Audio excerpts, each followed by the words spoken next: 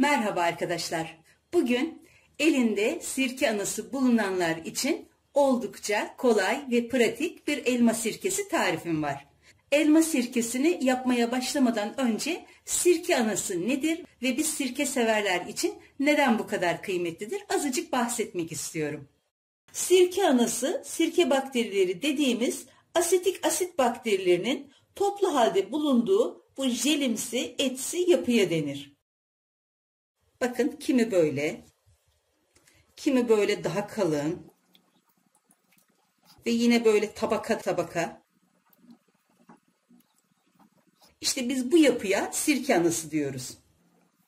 Bu sirke anasının en büyük özelliği meyveler ya da sirke yaptığımız malzeme ilk böyle sirkeleşmeye başladığında önce bir alkolleşme meydana gelir. Hani bu böyle zararlı bir şey değil. Bunun oluşum şekli böyle gelişir. Önce bir alkolleşme meydana gelir. İşte bu sirke anasında bulunan o asetik asit bakterileri o alkolleşmeyi bastırarak onu sirke asidine çevirmeleridir.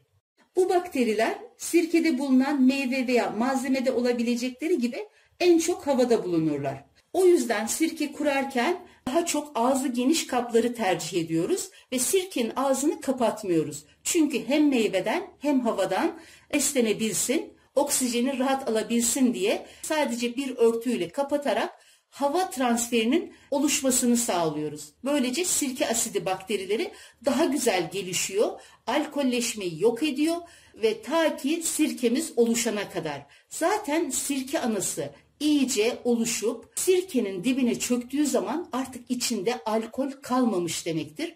Böylece sirkemizin olgunlaştığını anlıyoruz. Zaten sirkenin o sirke kokusunu, tadını da veren yine bu asetik asit bakterileridir. Yani sirke anasıdır.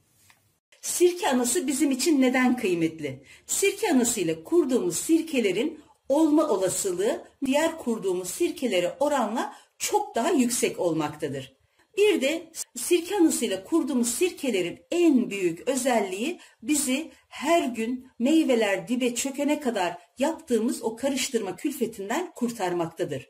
Bunun bir güzel özelliği de özellikle köyü olan, yazlığı olan, orada meyvesi olan ve orada kurduğu sirkeleri şehre getiremeyen veya orada kurup başında bekleyemeyenler için çok büyük bir kolaylık. Sirkeyi kurup üstünü kapatıp aylarca bir daha yanına uğramasa bile o sirke kendi kendine oluşmaktadır. Bu çok büyük bir kolaylık.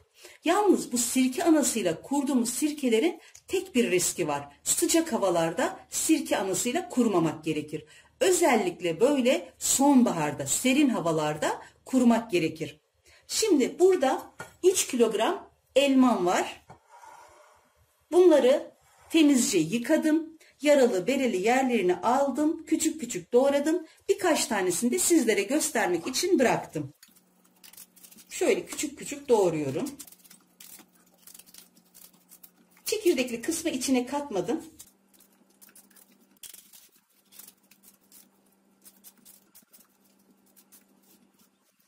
Elmalarım artık hepsi hazır.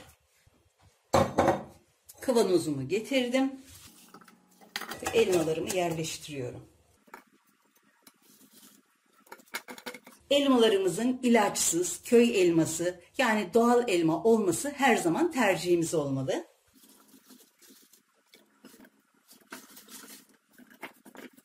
Şimdi kavanozumun üzerini içme suyuyla dolduruyorum. Özellikle klorlu su olmaması gerekiyor. Bu normal köylerdeki güzel temiz çeşme suları olabilir. Hazır aldığımız içme suları olabilir. Ya da klorlu suyu kaynatıp soğutup onu da kullanabilirsiniz.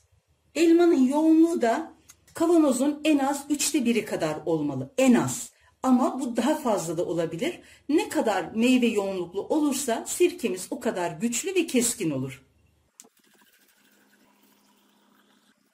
Üstünü geçecek kadar su ekliyorum.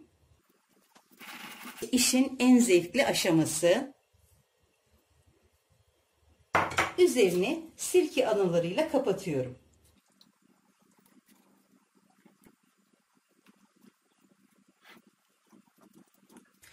Bu sirkeyi Temmuz, Ağustos ayı gibi bir dönemde kurduğumuz zaman bu kadar sirke anası üzerine koyduğumuzda O sirke hemen 2-3 günde olmuş gibi olur.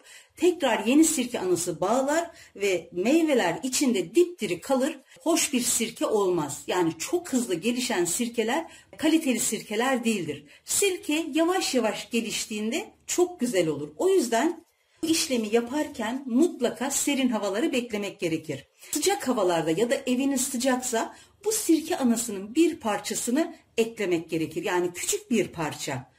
O küçük parçayı eklediğimizde de yine meyveler kavanozun dibine çökene kadar karıştırmak gerekir. Böyle sonbaharda meyvelerin hasat edildiği dönemde bu şekilde sirke kurmak gerçekten çok büyük kolaylık ve bu da hava serin olduğu için ya da serin bir köşeye koyduğunuz zaman o yavaş yavaş gelişecektir. Böyle olduğunda kesinlikle karıştırmaya ihtiyaç duymuyor. Şöyle üzerini geniş en az 2 katlı bir bezle kapatıyorum. Güçlü bir lastikle ya da şöyle benim gibi bir eldivenin şu bilek kısmını kesip üzerine şöyle sıkıca geçirebilirsiniz. Artık buna dokunmuyorum. Bu kadar. Bu sirkenin yapımı bu kadar ve o yüzden biz sirke severler bu sirke analarını gerçekten çok seviyoruz. Sirke anası elde ettikten sonra gerisi çok kolay geliyor. Ve özellikle de böyle serin ayları, serin mevsimleri seçip o şekilde sirkelerinizi kurarsanız çok daha büyük kolaylık olur. Elinizin altında çok sirkeniz varsa hani karışmaması için bir kavanoz sirkeniz varsa bu problem değil. Ama birkaç kavanoz sirkeniz varsa bunların tarihlerini, günlerini karıştırmamak için üzerine küçük bir not düşerseniz sizin için büyük kolaylık olur. Evet, sirke anasının böyle mucizevi bir özelliği de var. Bizi o karıştırma külfetinden kurtarıyor. Bu kavanozum çok doldu.